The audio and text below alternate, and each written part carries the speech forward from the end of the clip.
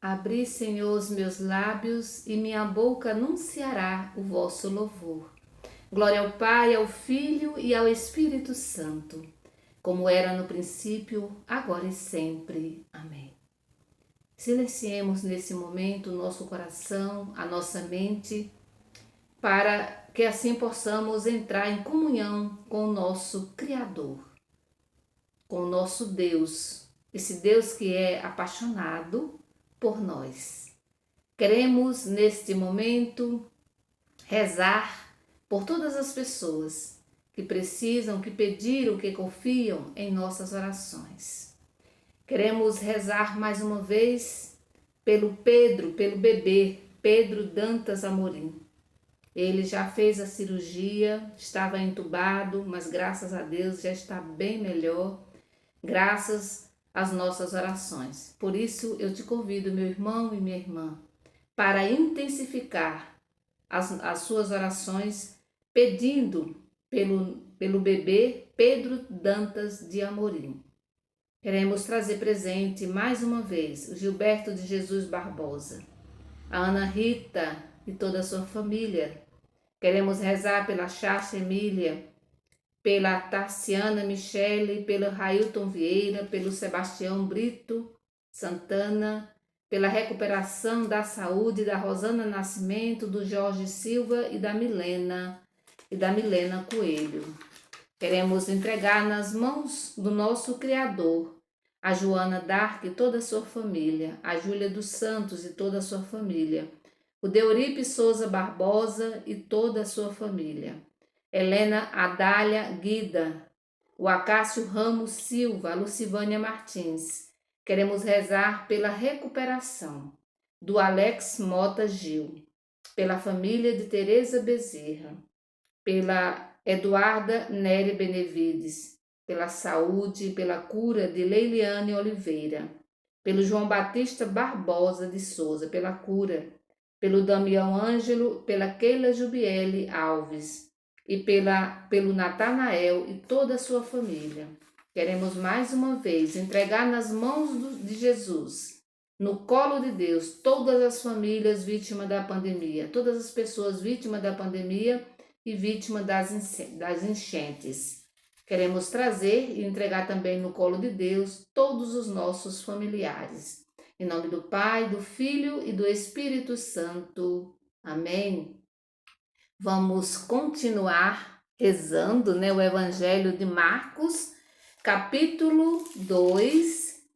Marcos, capítulo 2, do versículo 18 ao 22. O Senhor esteja conosco. Ele está no meio de nós. Evangelho de Jesus Cristo segundo Marcos. Glória a vós, Senhor. Os discípulos de João Batista e os fariseus estavam fazendo jejum. Então alguns perguntaram a Jesus: por que os discípulos de João e os discípulos dos fariseus fazem jejum e os teus discípulos não fazem? Jesus respondeu: vocês acham que os convidados de um casamento podem fazer jejum enquanto o noivo está com eles? Enquanto o noivo está presente, os convidados não podem fazer jejum.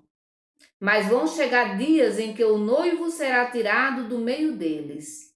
Nesse dia, eles vão jejuar. Ninguém põe um remendo de pano novo em roupa velha, porque o remendo novo repuxa o pano e o rasgo fica maior ainda. Ninguém coloca vinho novo em barris velho, porque o vinho novo arrebenta os barris velhos e o vinho e os barris se perdem. Por isso, o vinho novo deve ser colocado em barris novos. Palavra da salvação, glória a vós, Senhor.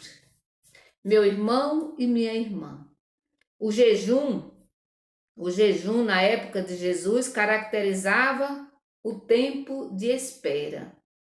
Então, o jejum caracteriza tempo de espera. É interessante observar que esse tempo já terminou, porque Jesus já está no meio deles.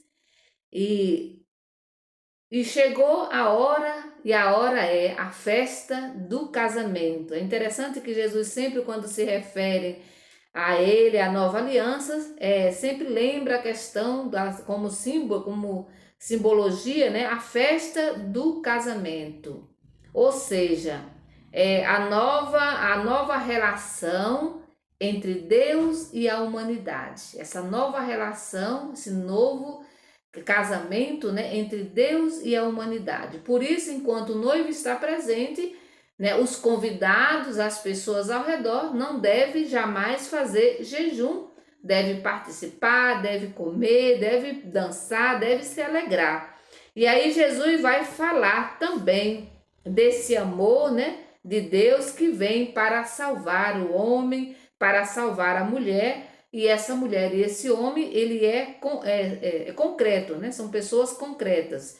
E não para manter as estruturas, né? Que na época simbolizava, aqui nesse evangelho, os barris, né? E a roupa, e as roupas velhas, né? E aí é interessante que na hora a gente pode, quem já passou por isso, hoje o pessoal não faz mais isso, né? Mas se você pega uma roupa velha e coloca um remendo novo, a tendência realmente é rasgá-la em seguida, né? Logo, logo se rasga, porque o velho não aguenta, né? O tecido novo. É interessante aqui, Jesus entendia bem disso, né? Quando ele faz esta comparação, né? E depois Jesus vai falar, mais para frente aqui no Evangelho, Jesus vai falar que vai ter dia, olha, vão chegar dias em que o noivo será tirado do meio deles, e aí sim podem fazer jejum. Ou seja, Jesus está falando aqui da sua própria morte e da sua morte e ressurreição. Então, sim, quando o noivo sair do meio, quando o noivo for tirado do meio deles, aí eles podem fazer jejum. Por enquanto, devem se alegrar com a presença do noivo e aqui que é o próprio Jesus. Porque logo no início do evangelho são os discípulos de João e os fariseus, né, que vão ficar incomodados, né? Porque eles fazem jejum, ou seja, eles vivem ainda na estrutura antiga, velha, né? Eles ainda não aceitaram essa novidade, né? Que é Jesus. Jesus veio trazer o novo, diferente, né?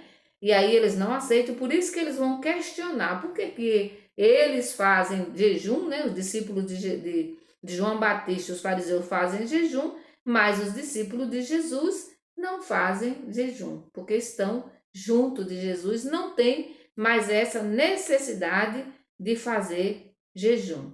É interessante lembrar também que quando Jesus vem, ele não vem para reformar, mas ele exige uma mudança radical na vida do cristão e da cristã. Não é para reformar, porque se a gente reforma, logo, logo tudo volta novamente a se estragar, né? Novamente a se estragar. Então é preciso uma mudança radical. E que mudança é essa? Uma mudança de mentalidade, uma mudança de posição, uma mudança de vida. Esse é o convite que o Evangelho de hoje nos faz. Não dá para ficar do mesmo jeito quando eu faço uma experiência radical, quando eu faço uma experiência de Deus. Quando eu entro em profunda oração e eu faço essa experiência, com certeza eu saio desse momento transformado e transformada.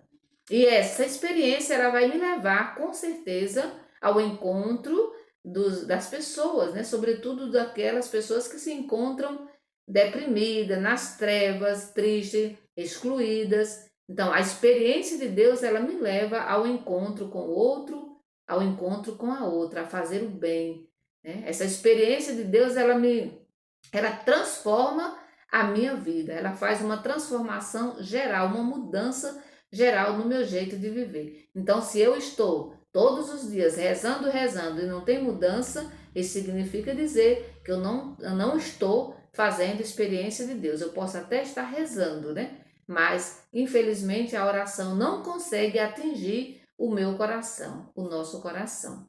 Que o Senhor, nesse dia de hoje, que Ele nos ajude a fazer essa verdadeira experiência de Deus para que haja realmente uma mudança radical na nossa vida. Que o Senhor nos abençoe, em nome do Pai, do Filho e do Espírito Santo. Amém? Bendigamos ao Senhor e demos graças a Deus.